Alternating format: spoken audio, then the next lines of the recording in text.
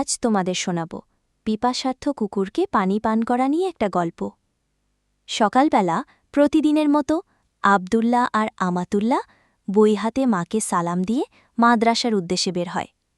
মা দরজায় দাঁড়িয়ে চোখে মায়া আর দোয়া ভরা মুখে তাদের চলে যাওয়ার দৃশ্য দেখে। দুই ভাই বোন আর অনেক সহপাঠী গ্রামের রাস্তা ধরে হাঁটছে। হঠাৎ তারা দেখতে পায় রাস্তার একপাশে একটা পিপাসার্থ কুকুর জিভ বের করে হাঁপাচ্ছে, খুব কষ্টে আছে।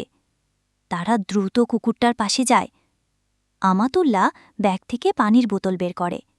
তারপর আবদুল্লাহ রাস্তার পাশে পড়ে থাকা একটা ভাঙা প্লাস্টিকের কাপে পানি ঢেলে কুকুরটার সামনে রাখে। কুকুরটা ধীরে ধীরে পানি খায়।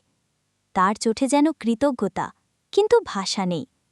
তবুও সবাই বুঝে যায় সে দোয়া করছে। তারপর রাসূল সালাদের হাদিসটার কথা বলে যে একজন মহিলা পিপাসার্থ কুকুরকে পানি খাইয়ে জান্নাতি হয়ে গেছে। তাই আমরাও যদি ক্ষুধার্ত বা পিপাসার্থ কোনো পশু পাখিকে দেখি, তাদের পাশে দাঁড়াব।